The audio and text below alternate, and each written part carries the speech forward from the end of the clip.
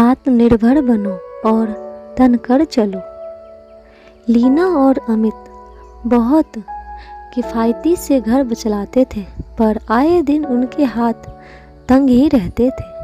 आज भी लीना घर के बढ़ते खर्चों से परेशान होकर बड़बड़ा रही थी और अमित को सुनाकर कह रही थी, मुझे शादी करके कौन सा सुख मिला, बस कुछ दिन तक खुशियाँ थी, उसके बाद से तो पैसे। यह सोच रही थी, कभी अमित को भला बुरा कहती तो कभी अपने भाग्य को कोसती। कई बार उसके आंसू उसके गालों तक आकर सूख गए थे। हवा के झोंके ने जब उसके बालों के साथ छिड़कानी करनी शुरू कर दी, तब उसे एहसास हुआ कि वह काफ़ी देर से बालकनी में खड़ी है और उसकी चाय तो कब की ठंडी हो चुकी है। बाहर ठंडी हवा चल रही थी, पर बारिश थम चुकी थी। उसके अंदर का तूफान भी अब थमने पर आया था। जब बारिश रुकी और हल्की सी हवा उसके गालों को छूकर गुजर गई, तब उसे एहसास हुआ कि अब बारिश थम दिनों बढ़ते खर्चे और अपने पति अमित की वजह से परेशान थी। वह तीसरा दिन था जब दोनों पति पत्नी के बीच बातचीत बंद थी। इन दिनों हमेशा ऐसा होता था। जब से अमित की नौकरी चली गई थी, वह ना से बहुत कम बोलता था और दिन भर नौकरी की तलाश करता और रात में आकर थक कर सो जाता था। शुरू में तो लीना ने उसका साहस बढ़ाया, पर जब 2 महीने भी अमित को कहीं नौकरी नहीं मिली तो लीना के तेवर भी बदलने लगे थे। परसों शाम को भी अमित जब थक हार कर घर आया, तब लीना ने थोड़ी देर तक उसे नज़रअंदाज बनाकर लाई और कहने लगी, कुछ दिन तक तो चाय भी चलेगी, उसके बाद मैं नहीं जानती कि घर का खर्चा कैसे चलेगा। फिर लीना ने एक ऐसा तंज कसा कि अमित दिल मिलाकर रह गया। कदाचित उसने अपनी पत्नी से यह उम्मीद नहीं की थी कि तंगी ए दौर में वह उसकी मदद करने के बजाय उसकी खामियां गिनाने लगेगी। इधर अमित का हृदय छलनी हुआ जा रहा था, उधर लीना का बोलना लगातार जारी था। आज वह जैसे अपने मन का सारा जहर उगल देना चाहती थी। अगर मुझे पहले पता होता कि मेरे पापा एक ऐसे लड़के से मेरा विवाह कर देंगे जो मैं इस शादी के लिए कभी हाँ नहीं करती।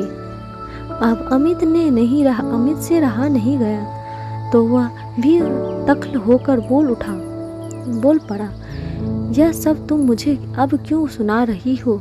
तुम्हें तो पता है कि मुझे नौकरी मेरे अनुभव के आधार पर मिली थी।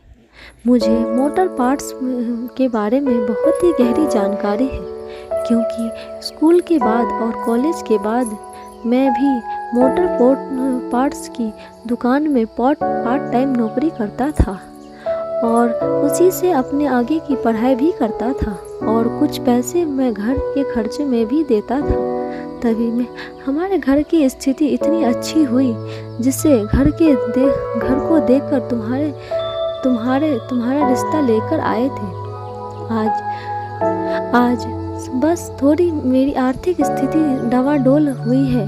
मैं बहुत दुखी हूँ कि कोरोना काल में मेरी नौकरी चली गई है। बस थोड़ा धैर्य रखो, जल्दी ही मुझे नौकरी मिल जाएगी, उसके बाद सब ठीक हो जाएगा।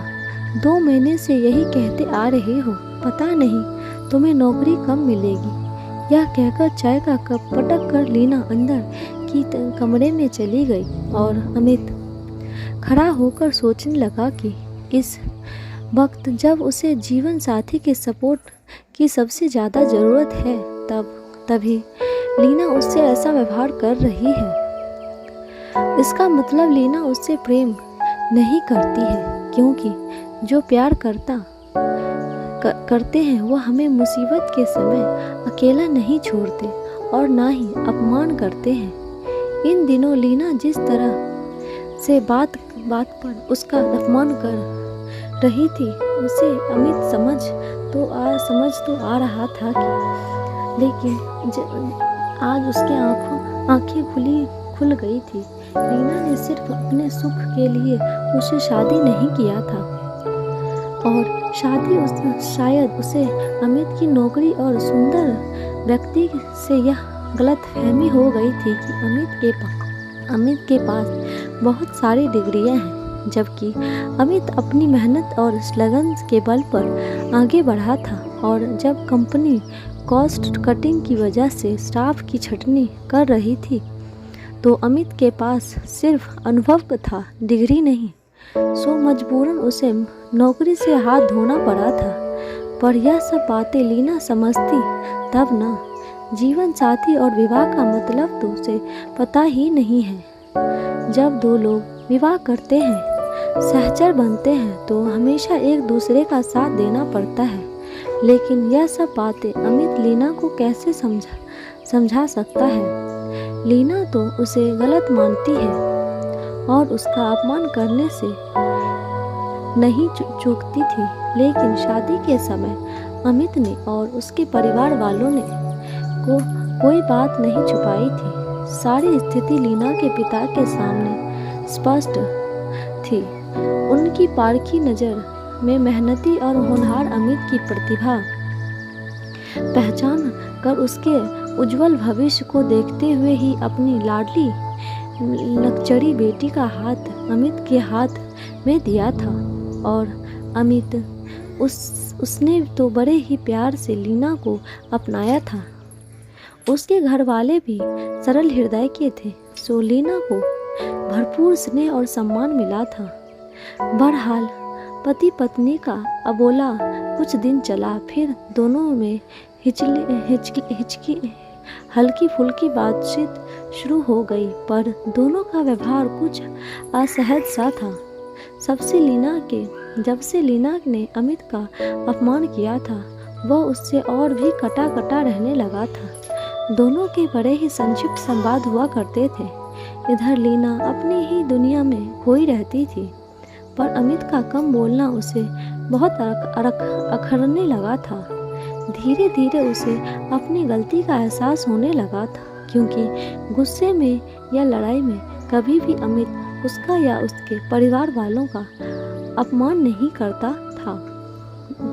वह पूरी कोशिश करता था कि ऐसा कुछ ना बोले जिससे लीना को कोई दुख पहुँचे। लीना एक दिन अपनी सहेली सुभद्रा से मिली तो उसने उसे समझाया कि अगर अमित इन दिनों आर्थिक तंगी से गुजर रहा है तो तू कोई नौकरी कर ले, इससे तुम अपनी शिक्षा का सदुपयोग भी कर पाएगी और घर के खर्चे भी तेरा भी कुछ योगदान हो जाएगा। सुभद्रा की बात लीना को जच गई। उसे सिलाई का भी शौक था और तरह तरह के फैशन का आइडिया भी।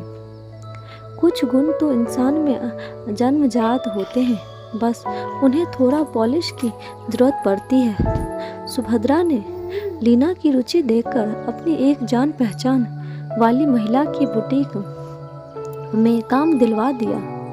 लीना सुबह अमित के ऑफिस जाने के बाद बुटीक को निकल जाती और शाम तक वापस लौट जाती।